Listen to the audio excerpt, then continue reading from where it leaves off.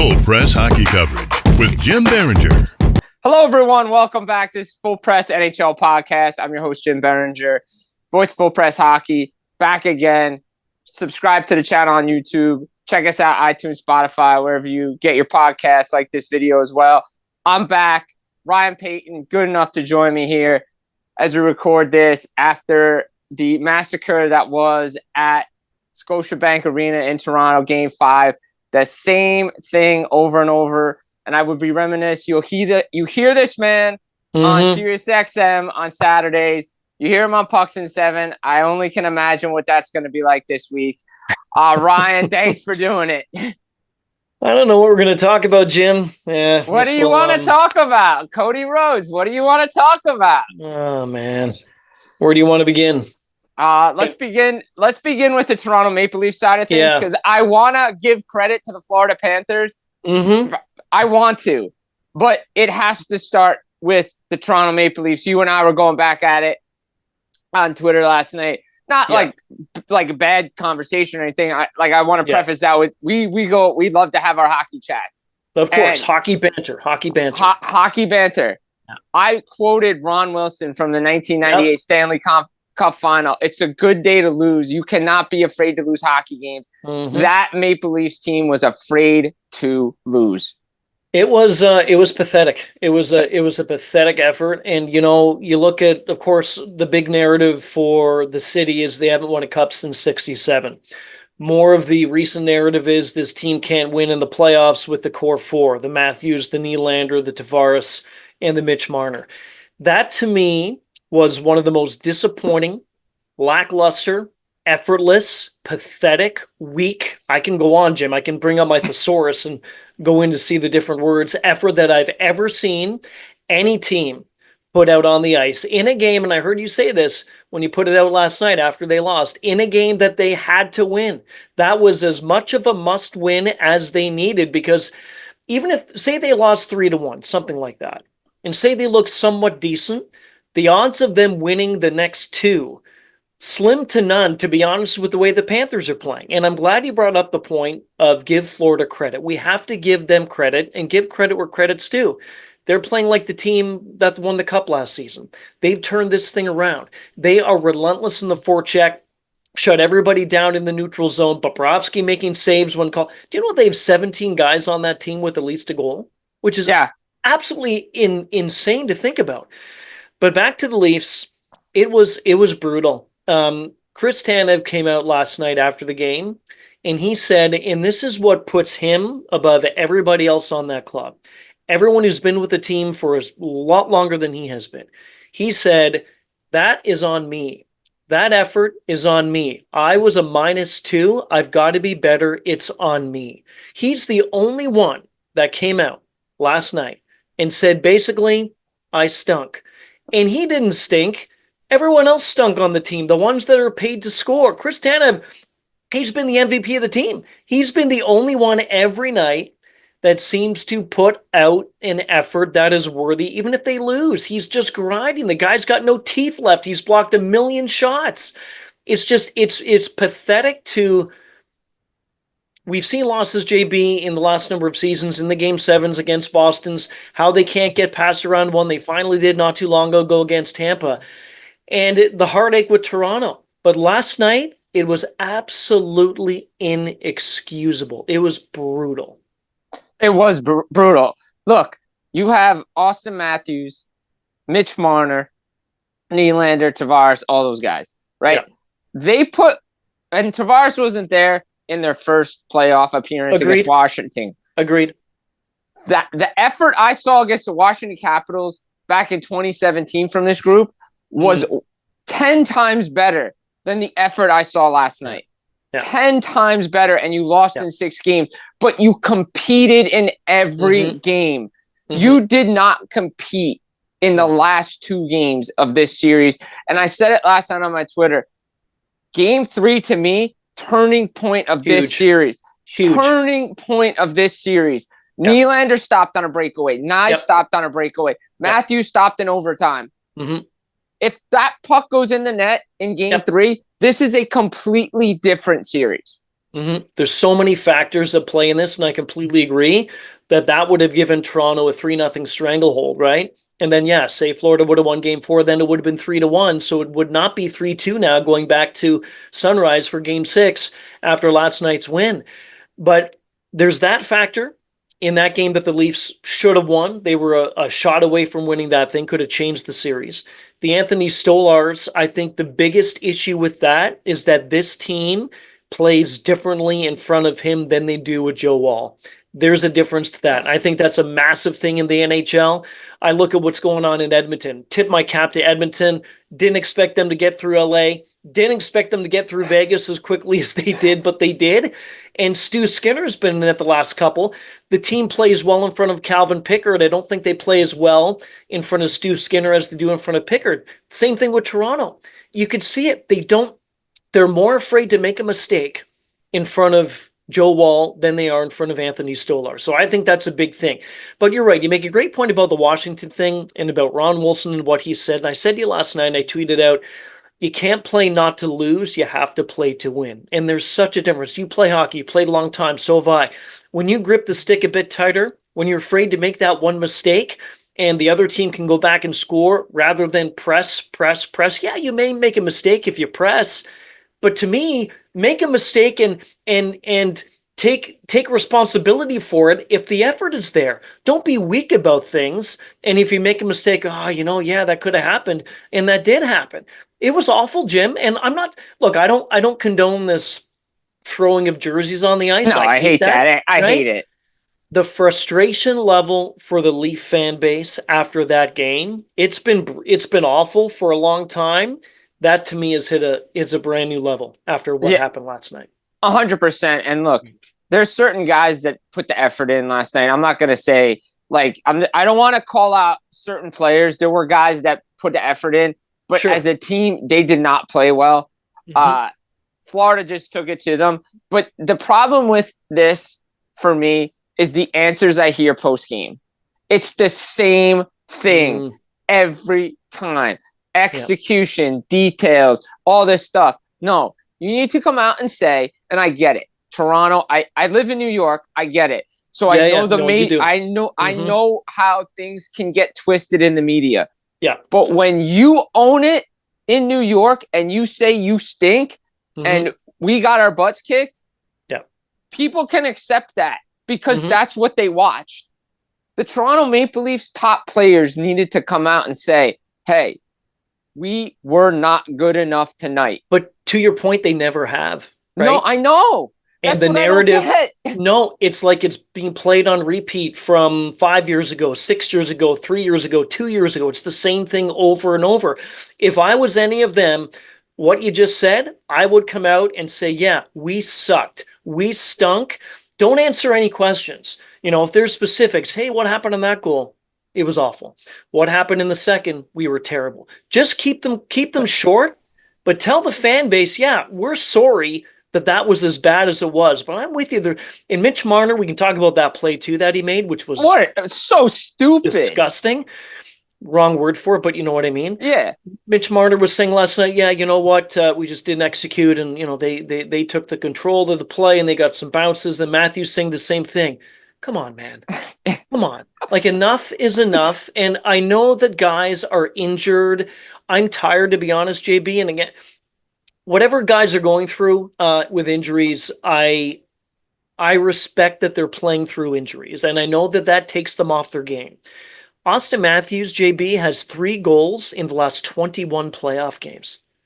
He's not been injured. He's not been injured every game in the last 21 games. But 3 in the last 21 from a guy who almost scores 70, and you pay him, basically give him the key to the city, and you're the captain of this team. I don't care if you're on one leg. You find a way to score. And you and I talk about this quite a bit. Yes, he's injured. He's different. He's not playing as well. I feel for him. But at the same time, you got to do better. You really do.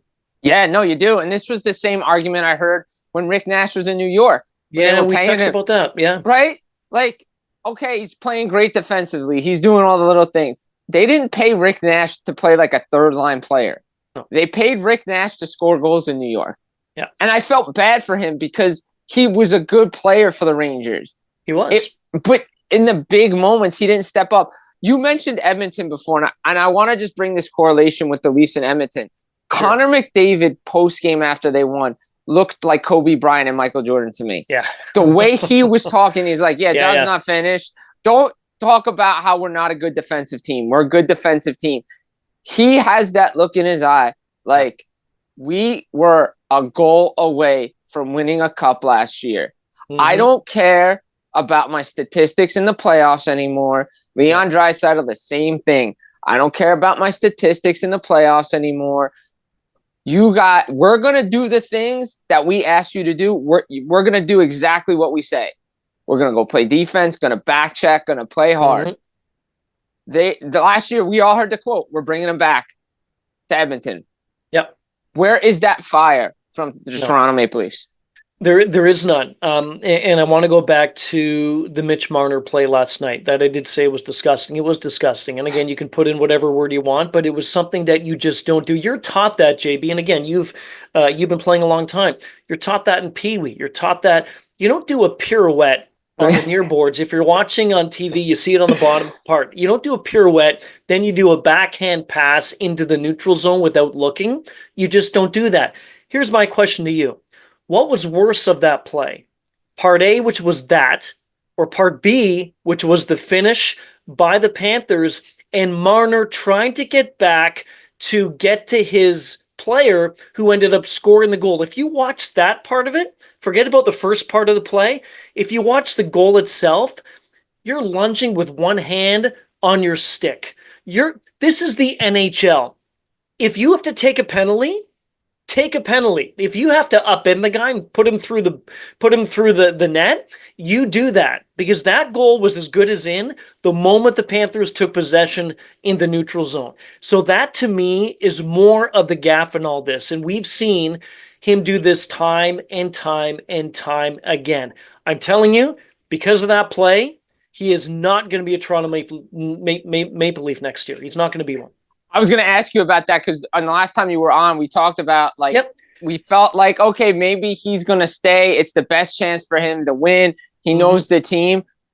Last night told me Toronto has to, I'm not saying blow it up, but they have to go full on Florida Panthers. We cannot be this high-powered team during the regular season anymore. 100-point team. If we have to sacrifice points, all this stuff, if we have to get rid of some guys, I agree. The back check was awful, and there were a lot of guys doing flybys and pirouettes and Olay stuff. It was awful. Like, that back check, like, to me, dive, do whatever you have to do, mug the guy, anything. Like, just take a good penalty so the puck doesn't go in the net. That reminded me of 2023 when the Panthers played the Maple Leafs in that second round series. Bad turnovers at the line, stupid passes, dumb pass. Like, Chris Pronger said it on ESPN, and I feel the same way. I was thinking about this. He's like, I would be pissed if I was playing on that team right now. And I'd be like,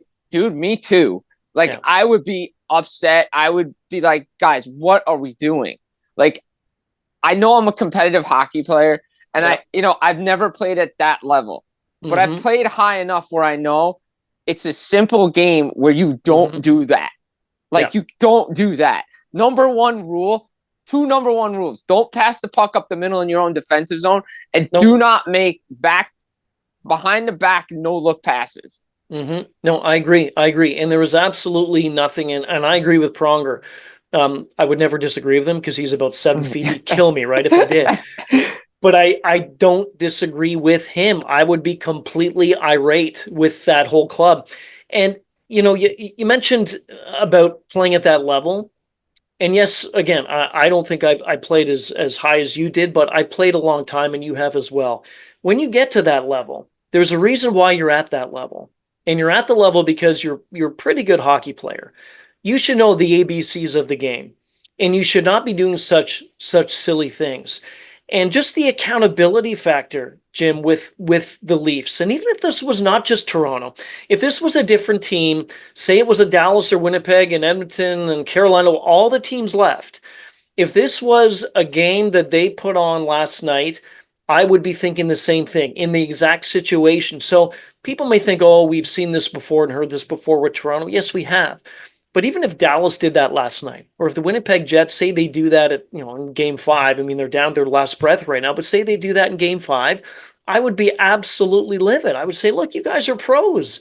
Your backs are against the wall, and don't give me this stuff, oh, we're tied at 2, it's a best of 3, one game at a time. They have no chance, and you know what, of winning that hockey game in game 6 coming up tomorrow night based on how they played last night, and also to what you said earlier on about how the Panthers are playing. You know, the Panthers have 17 guys on their team. I think it's 17 guys on their team that have at least a goal. Yeah, no, it's crazy. And I think like 4 of them just scored their first goal in game 5. Yep. Boquist was scored. Yep. AJ Greer scored his first. AJ Greer, yep. Dmitry Kulikov scored his first. And I think Ekblad got on the board. So 4 guys in game 5 scored their first goal of the playoffs. Yep. Like, and that, you talk about depth scoring, but they found their game. Okay, I want this comparison for you. Mm-hmm. So go back to 2022, if you remember, in the second round, Edmonton played Calgary, right? That was their first time going to the conference final in 3 years. It was a 7-6, 7-5 final score, whatever it was. Mm-hmm. Yes, I remember. Edmonton was way down, way down, right? But they found their game, and they carried it over. Mm-hmm. Florida found their game in game 1. They just didn't get the result in game 2. Yep. They didn't. The Maple Leafs should have just continued to do what they did in game 1. I know you lost Stolars. There were some goals that shouldn't have gone in with Wall, but the Maple Leafs took their foot off the gas pedal after the first 2 periods and allowed Florida to find their game, and they started to piece by piece build on it, and Bobrovsky's back in that zone. You cannot allow a team like Florida or any good team to find their game. LA did it to Edmonton, and they paid a price. When you have a team like that, down 2-0, you got to figure out a way to go up 3-0 and close out that series. Florida found their game, and Paul Maurice has done it all the time. Last year they go in MSG, win a tough road game, right? Mm-hmm. They found a way to find their game when it mattered most after they blew a 3-0 series lead in a Stanley Cup final. They found their game and beat Edmonton in a great game 7, by the way. A lot of people are like, oh, I was born. Yeah. It was a really good game 7. I was there. I saw it firsthand. I thought it was a really good game 7. Florida, I know they talk about Carolina. Look, if people were seeing the other side of where I record, there's 3 Stanley Cup banners hanging up for playing boring hockey. Florida may play boring hockey, but they score goals on turnover. Same with Carolina. They have found their game. And to me, I normally don't say this when it's 3-2. This series is over. I'm going to not do the post-mortem on the team, even though I've done a lot of post-mortem already. I'm not going to do it until they're officially knocked out. But I will say this, is that now to me, the expectation is not that Toronto is going to win in game 6. I'd like to see it go 7.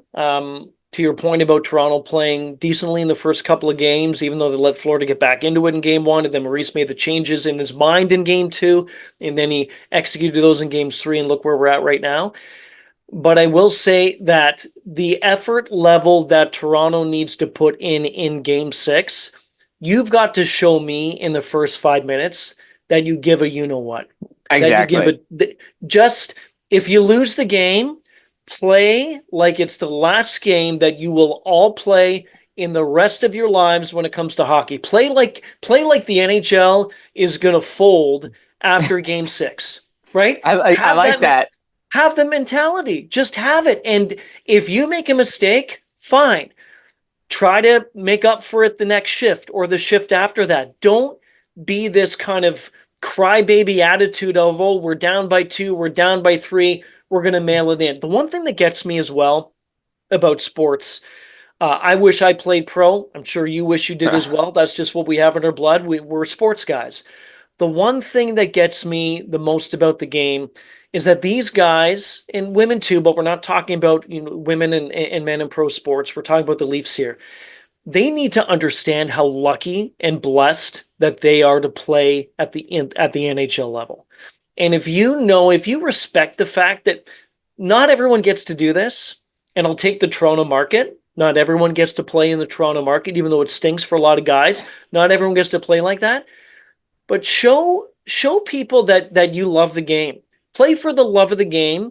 I heard Corey Perry the other night when he was interviewed on TNT. He said, I think he just turned 40, right? Or something like that. He's close to 40. Close to 40. I think Close next to week 40. I think Okay. next week. So close to 40. I think Pat Maroon was talking to him. He's like, hey, look, Corey, like, you've been around me, all this stuff. And he says, I love the game. I was born to do this. And he's still going. Yeah. But even the compete level that I see in him, he's not going to get you 30, 40, 50 goals. No. But he competes every shift. Show me a Corey Perry on the 20-plus guys on the ice in Game 6 for Toronto, and they may have a bit of a sniff. But if you come out even flat for 2 minutes of the game that you did in Game 5, there's no chance this series is going back to Toronto for 7. And if it goes for 7, Jim, I mean, I know all bets are off in a Game 7. We've seen some crazy stuff happen this postseason, but the odds are against Toronto. Oh, 100% odds are against Toronto. Look, I don't think the Florida Panthers can do what the New Jersey Devils did to Leafs in 2000 in Game 6 and hold them to 6 shots. I just don't think it's I don't think I'm ever gonna see that ever again. No. Like 2 shots a period, like that was kind of. But the Devils came out and made a statement after they won Game 5 and basically like, this series is over. We're going to the conference final, and there's nothing you can do about it. Yeah, we've seen statement games for Florida. We've seen statement games from Dallas, Carolina. The Leafs have yet to show me a statement game. I don't know if they can do it in Game 6. I expect Florida to come out and end the series in the first 10 minutes of the game. For sure. Absolutely. I mean, why not? Because you have all the momentum going for you, and you just embarrassed a team on their home rink. Fans were throwing. I mean, how many people were left in the arena? Probably just the ushers and the concession people, because everyone just left. Like, we don't want to be here. We don't want to watch this garbage. They'll go watch the Jays game. Go what? Yeah, I haven't even paid much attention, but I think they're on some sort of, I don't even know if they're on a winning streak, whatever. I have no idea. You got to ask Dave. He's the president of Jays. Yeah. Dave says he doesn't pay attention. This is garbage. He doesn't pay attention till July in baseball with the Jays. Yeah, okay. I think that's garbage. Anyway, we'll just leave that alone. Yeah. Just show the effort, show that you care, show that you love the game, and you got obliterated on home ice. As long as they still have life, I'm not going to count them out. But again, they're such the underdog right now, Jim. It's nuts. No, I mean, look, I'll go back real quick, just final on this one. The Devils, look, I said they lose in 5, they did, but the effort in Game 5, they go to double overtime. Yeah. To try to extend it, missing guys in the lineup, like the response that they showed, they gave all out championship heart effort. It just Carolina was a better team. And again, I'll read whatever people write about stuff on the internet, whatever. I will say if New Jersey even had a healthy lineup, I don't think they're winning. I just don't. I think Carolina is that good. Like I'm going to stick to my point, and that's because I believe it, because I just believe this Carolina team is just that good. Yeah. And they just play that way. But the Devils at least had the effort to show, hey, even if we're missing dudes, we'll try to make it a series. The unfortunate part, again, of the narrative that we're hearing and seeing play out with Toronto is that it comes down to that. It comes down to heart and comes down to effort. If you lose the game, if you lose 6-1, go down swinging, right? Don't lose 6-1 and just, I mean, I don't even know. I'm trying to think of who actually was the best player on the ice for Toronto last night. I know William Nylander was actually skating, but at the same time, Nyes was moving his feet. Nyes was moving. I think there was a bit of a flyby. We saw this. Oh yeah, he's skating. But outside of that, I mean, it's hard, man. I feel for the fan base. I really do. Because if they lose again, going up 2-0 to the Florida Panthers, and how many times, Jim, do we go into this postseason thinking, and a lot of people, and I would agree with this, that the Leafs have more of a chance this season than they have in other seasons. You don't face Boston in round 1. You're not facing Boston at all. You avoided one of the Florida teams. You faced Ottawa, expected to get through. Fine. You're through round 1. Now you face one of the Florida teams. Okay.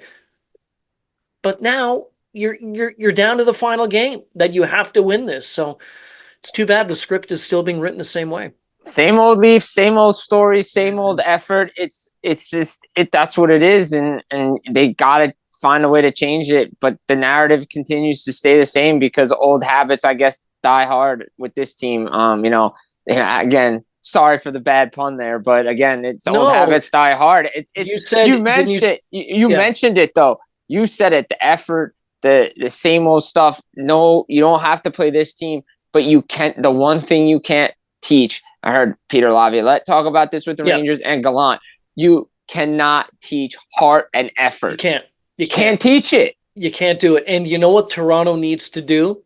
They have to stop trying to be so pretty. If you need to have 150 shot attempts on goal tomorrow night, then you have 150 shot attempts. If 20 get through, that's fine. Every time you get that puck and you at least have some sort of a sniff of a shooting lane, even if you just put the puck on goal, because they've been taking so much time on the power play to try to be this and this and this and this. Look what Marner did the other night when he scored, right? He turned around, shot the puck, and it went in. Do that. Just shoot the puck. Try not to be so fancy because it's getting you nowhere. It's that simple of a game. I said it when I was on Pucks in 7. The cliche may be old, but keep it. You throw pucks on net, good things happen. The Oilers have done it. Vegas did it on that weird goal with Draisaitl, right? Right. Draisaitl just had a stick in the lane. Riley Smith shoots the puck, goes in the net. You never know, man. You never know what's going to happen. Moving to the Oilers because this team is really impressing me. Like, big time. You said it before. I didn't expect this from the Edmonton Oilers. I thought they were going to lose to LA. I'm like, there's no way they have this depth scoring. Ekholm's kind of hurt. They're banged up. Like, I just don't see this team winning.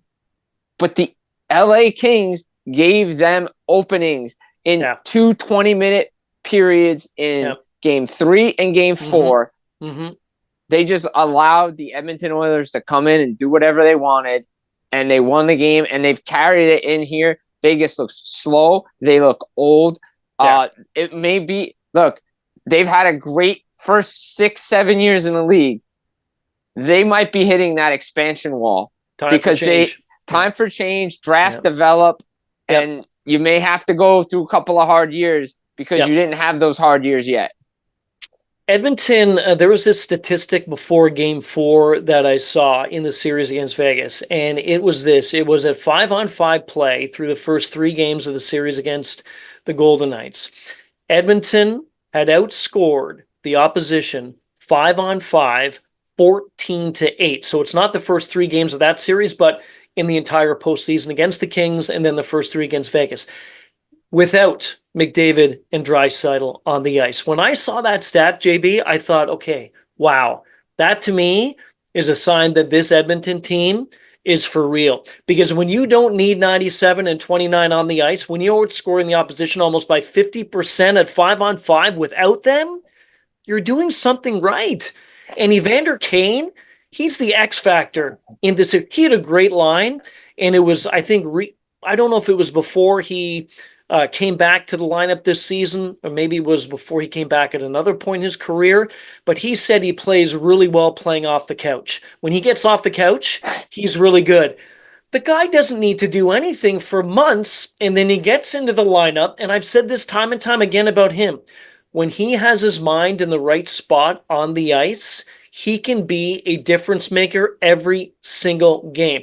Everybody hates to play against him, but you see what he did against Vegas. You look what he's done against LA. You just see the talent that this guy has. So there's so many things going right for this Edmonton team. And who's to say now it's either going to be Winnipeg or Dallas in the West Final? Who's to say, JB, that Edmonton can't get to the Cup final again? And who's to say, based on how they're doing it right now, that they can't win this thing finally? I think the way they're playing right now, again, you're only halfway home. Like they're only halfway home, right? But by the way, I saw the stat this morning on NHL statistics. It's now 17-9. 17 goals for, 9 against without McDavid and Draisaitl 5-on-5. That's almost exactly 50%. Right. Last year they were -7. Yeah. In the playoffs. Yeah. They needed McDavid, Draisaitl, and Bouchard last year to carry that team to the Stanley Cup final. Yeah. When Connor Brown's scoring, when you're getting a goal from Kasperi Kapanen, who hasn't scored since January, Vasily Podkolzin scoring, RNA, Hyman's doing what Hyman always does. But you mentioned Evander Kane. That dude, to me, X factor, difference maker, whatever you want to call him. I said it the other night. I said maybe this is not much of a hot take because I think probably a lot of people said it after the series was over against Florida. But to me, if Evander Kane was healthy against the Florida Panthers, I think the Edmonton Oilers are winning the Stanley Cup. Sure. You know what? It would be hard. It'd be hard to debate that in the other way because what Kane does, again, if he doesn't, he's not one of those players that has to score every shift or every few shifts. But if he creates havoc at some point, he's a big body as well, right? So when he's healthy, he reminds me a lot of, and I know there's not been as much track with Matthew Knies in Toronto, but he reminds me of Knies. They're both big. They've got the hands. They've got the skill. They've got the puck. They can drop the gloves if they want to. They'll hit, and they work hard, especially when Kane's mind's in the game. So I agree with you. There's no way to think that that Edmonton would not have possibly won the cup if they didn't have a healthy Evander. I've always loved the guy. I know he has his issues off the ice. I loved him too. Everyone has their issues off the ice. It stinks about being a pro athlete because everyone knows about them thanks to social media, whatever. You can't keep your private life private. Well, unless you're Derek Jeter. Somehow that dude, How did like that I have work, no idea, man. I have no idea. He must have some sort of private algorithm that he can tweak or something like that before things get out. But yeah, I don't get that whole thing. No, but look, the Oilers are playing better defensively. No Ekholm. They're playing better in front of their goaltenders. Calvin Pickard again saved the season. Good for Stuart Skinner. Back-to-back shutouts. He's playing well again. They've got confidence. But again, it's all business from the captain. It's all Chris Knobloch, the coach, what he's done with this team, pushing the right buttons, putting Draisaitl, with Podkolzin and Kapanen in Game 4 to say, hey, guess what? Okay, you had the mistake in Game 3. I could just go put you out with McDavid and you can outscore the problem. Sure. No, you're gonna check Jack Eichel the whole night. Yeah. To me, we need to talk more about McDavid and Draisaitl and the Selke like we're talking about Barkov and Reinhart and Cirelli. Because those guys, what those guys do defensively is I'm so impressed because I didn't know either one of them had it in their game. That's a great point. It's overlooked and overshadowed by the fact that they put goals in and they put up points every single night. And you're not watching McDavid and Draisaitl for what they do defensively. You're watching for what they do offensively. But that's the thing about those two. And what I love about the evolution of those types of players and other top tier players as well. Years ago, it would only be, hey, we're going to play from the neutral zone into the offensive zone. You're not going to back check. You're going to wait for the puck, and that's all you do. The game is so good now and so fast that you have to have a full net-to-net game. And McDavid and Draisaitl do that. So when you have the two best players probably in the world, some could argue maybe one or two are in the middle of those two, but Leon and McDavid certainly two of the best in the game. When you have those two working their butts off, even on the defensive side of things, and knowing what they can do offensively, you're going to win hockey games. You're going to win way more than you're going to lose, and that's what Edmonton's doing. I love it. Look, I was looking at their stats because I'm going to drop an article. I think it's coming out today. Yep. One of my editors are going to put it out. I looked at their depth scoring. Over the past years, we usually would see Draisaitl double-digit goals, McDavid double-digit goals. Both guys are probably in the 20-point range by now, right?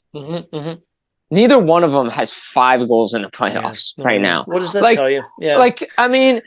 It's a different game. Defensively, they're playing well. Again, I was very highly critical of Jeff Jackson, and then when Stan Bowman came in, about not keeping Dylan Holloway and Philip Broberg. Yeah, of course. And the moves that they made because you didn't have a general manager at July 1st, and the guys that you signed weren't really playing well towards the end of the season. Arvidsson's played really well. The pickups that they've made along the way. This team is on a mission to get back to the Stanley Cup final. If whoever they play in the next round, be ready. And look, yes, they went 6 games with LA. but they only went 5 in the next round. Mm-hmm.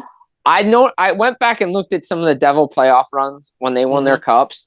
Mm-hmm. Take care of business in your first 2 rounds. Yeah, exactly. So you have the energy to go 7 potentially in a conference final, 7 in the Stanley Cup final, because the Oilers went deep early last year too. Like they kind of played, I think they played like 12 or 13 games in the first 2 rounds last year. It's a lot of hockey. That's a lot of hockey. You keep it under. You keep it at 10 and under. You're gonna win. I agree, because you also know too, with that 10 and under thing going into the 3rd round, hopefully the last round, which is the Cup final, the opposition is going to be just as good, if not better, than the first 2 teams that you face. So whoever they face, whether it's Winnipeg or Dallas, I believe it's going to be Dallas, and I think Dallas is the better team. Too. Yeah, to be honest with you, even if Dallas wasn't up 3-1, I'd still say I do believe Dallas is the better team, and I think we've seen that.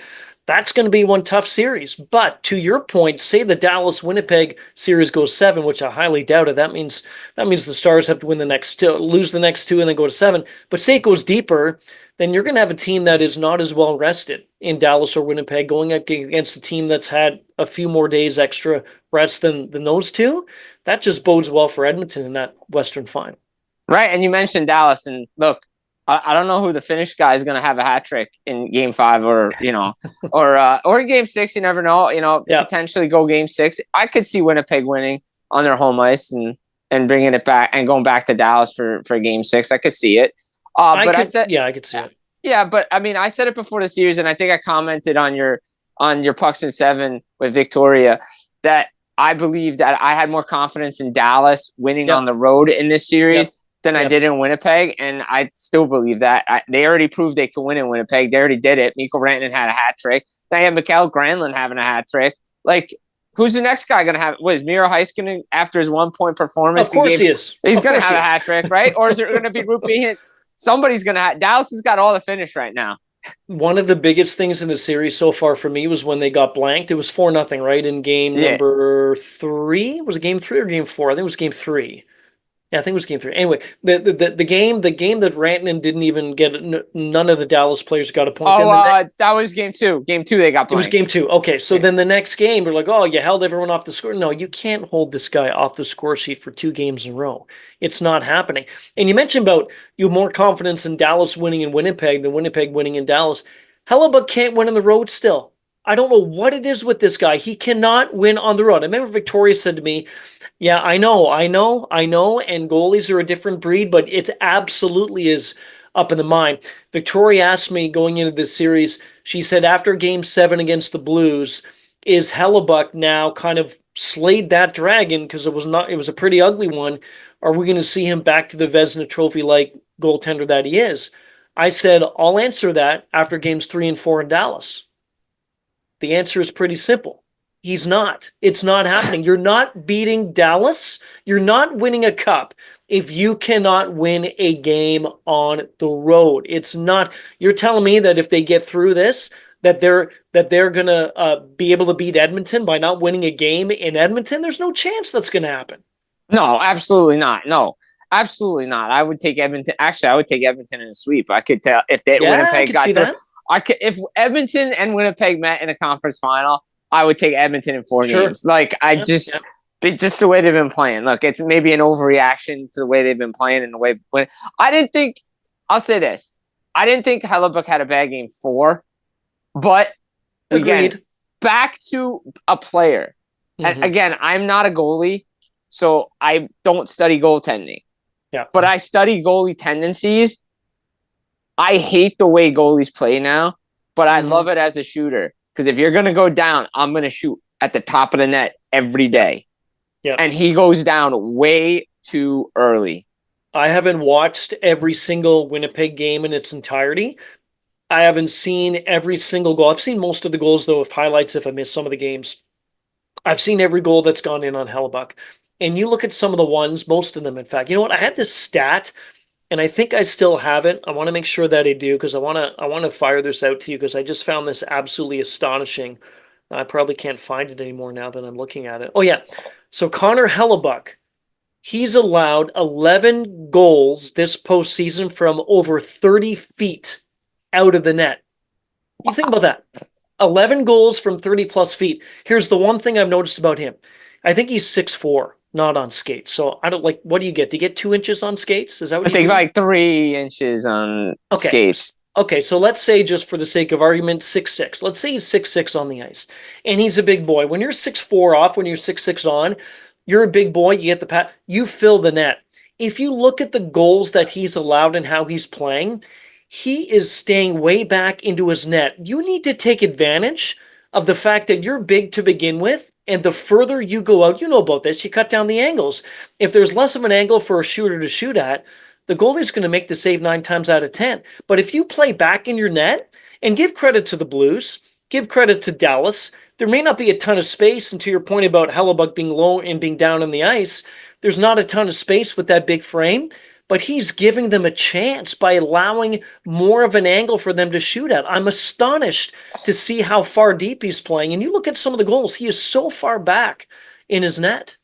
Yeah, it's unbelievable. And like, I know the game 3, the controversial goal, whatever, you know what, at this point, it doesn't matter. Kicking, No, it doesn't matter. Yeah. The Jets are mentally fragile because you cannot allow Mikko Rantanen to score 42 seconds later because they were playing a really good road game in that game was the 3. dagger, man. That was they the were dagger. Playing so good on the road. I thought, okay, you're 2-2. Okay, forget about the goal, whatever. Settle yourself down. You have 8 minutes to just settle down because you know it's probably going to come back as a good goal. Settle yourself down, and you still have the rest of the game to figure it out. But then they let 4-2. And then it became, I'm like, nope, that's over. But Kyle Connor, look, he's been great. He can score goals. The goals that he normally scores in the regular season are just not going in right now because Jake Ottinger is just playing outstanding. He is. And yeah, that's a great point. Winnipeg is not scoring.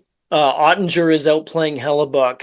And, you know, I heard this the other day, and I thought it was kind of funny. So Hellebuck went up against Jordan Binnington in the Four Nations, and then he went up against him against St. Louis, and now he's got another Four Nations guy, you know, still going at it with Jake Ottinger and Hellebuck.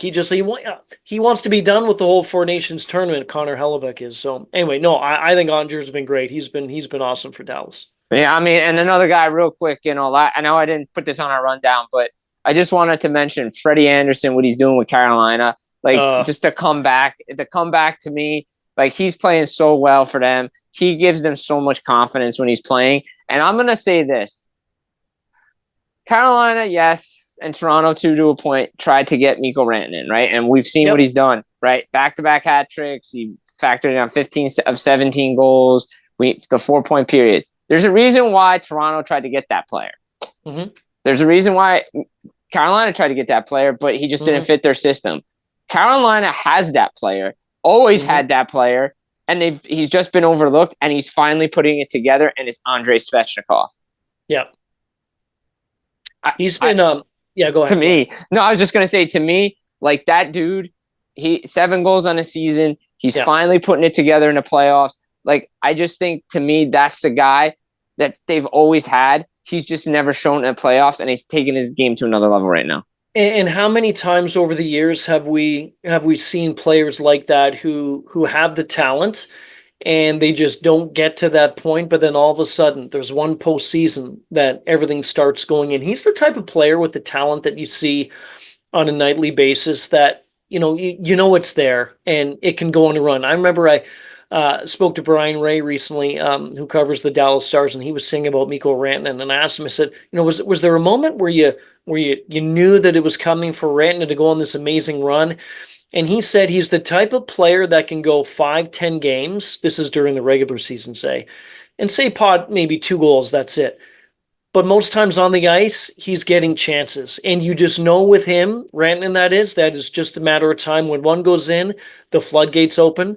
I think the same thing can be said with Svechnikov. Can I just mention quickly about Freddie Anderson, about how fantastic a story this is? I pray for this guy's health every time he's on the ice because he's been injured so much. He leads the playoffs in goals against. at 1.41. The next best is Stolarz, who's now out, which is another brutal thing for Toronto. He's been out for a bit. 2.19. And save percentage, he's at 935. The next closest is Logan Thompson at 918. And it's not that Thompson's played 3 games. Thompson's played 1 more than Anderson. So it goes to show you how good of a goalie Anderson still is. Right, and Logan Thompson hasn't played bad for Washington in that series. The team in front of him is just getting stymied by Carolina. And everybody's like, oh, well, Washington, I've seen the comments. Oh, well, Washington, finally, they're coming back to earth. How many people actually thought the Washington Capitals were actually going to get to the second round of the playoffs at the beginning of the season? I believe they were a playoff team. I didn't think they were going this far. Yeah. No, I agree. And you go from what they did a season ago, they were minus 37. And even they did go and get into the postseason 2 years ago. I was with you with that. I did have Washington getting through Montreal. I think everybody did, obviously. But then when it comes to Carolina, you're thinking, these Carolina Hurricanes, all they do is quietly win hockey games. Nobody really talks about them. No one cares about them. No one really watches. But, oh, wow, Carolina's into the Eastern Final. Hold on. Okay, now they're playing for the Cup. How the heck did that happen? How the heck did the Carolina Hurricanes get to... Maybe we're going to be saying that in a few weeks. How the heck did the Carolina Hurricanes get to the Stanley Cup final? You never know. I mean, look, whoever they play in the next round, I mean, they still got to get through Washington, obviously, in that series. Of course. Maybe that could head back to Carolina. We don't know. But the way they've been playing, I could see it over in 5. Yeah. And then they're resting. But these playoffs, to me, have been so good. I don't really care what the TV ratings say. I don't really care what people say. Every night, games have been good. I mean, I will put Carolina, Washington 4-4. I don't want to get my friends in Carolina upset. I have a lot of friends in Raleigh. I really do. I've been texting them. I'm like, and I've been busting them on a group chat. I'm like, guys, if I had to rank these series right now, Caps, Canes, boring. I'm 4-4. Devils, Canes, 8-8, baby. I was and they're all laughing because they're like, dude, it's so true. That's the thing. It is true. But they've been playing really good. So I wanted to give flowers to Carolina just because of the way they've been playing. I agree with you, and I'm glad you say that. I'm a fan of their game. They may not be the sexiest team and the most exciting style of play, but they get the job done and they win games. And it doesn't matter how you get it done, man. You know this about hockey and sports. Just as long as you get it done. And I guess the moral of the story is, and the lesson of today's podcast, just keep it simple and shoot the puck on net, right? What did Wayne Gretzky say? You miss all the shot, you miss 99% of the shot, or 100% of the shots you never take. 100% shot, so then just shoot the puck. Shoot the puck, you never know. How many games, back to Toronto, then we can wrap. The game that it was Brad Marchand scored in overtime. Oh, game three, yeah. There were maybe 2 clean goals in that. Maybe. Every other goal, maybe. Every goal went off of a body, a stick, a skate, went up and down. So then just shoot the puck, especially in the playoffs. Seriously. Real quick before you get out of here, Ryan. Yeah. What do you got coming up? Oh, we got a whole bunch of Leaf talk, my friend. We dissect. We're going to dissect Game 5, which was brutal. Look into that series with Victoria, and maybe that's going to be done in Game 6. We don't know. Only time will tell. We do talk about the Carolina Hurricanes and Capitals, too. We look at some of the coaching changes as well. Talkett in Philly and Adam Foote in Vancouver. We discuss Kenny Holland with the Kings in LA as the general manager, and Deandra Liu covers the Tampa Bay Lightning. She will join us on the pod. And then, of course, we got the hot stove coming up the weekend. Who knows, Jim? You've been on the show. Who knows where that's going to go, man? It's always a crapshoot. It sometimes goes off the rails real quick. All the time off the rails, my man, but that's what we love to do. Hey, Ryan Paton from SiriusXM, Hot Stove, Pucks in 7. He does great work. Check him out up on Twitter as well. Thank you for joining Full Press NHL podcast today on real quick notice to talk Toronto Maple Leafs mostly, but go around the Stanley Cup playoffs. I appreciate you coming on. Anytime. Love you, man. Thanks, pal. Hey, I love you too, guys. Get it up. Full Press Hockey up on YouTube, Full Press NHL podcast, iTunes, Spotify, where you get your podcast. Subscribe everywhere, like the videos, and comment along because, we're an interactive show here. So, guys, take care, and we'll be back.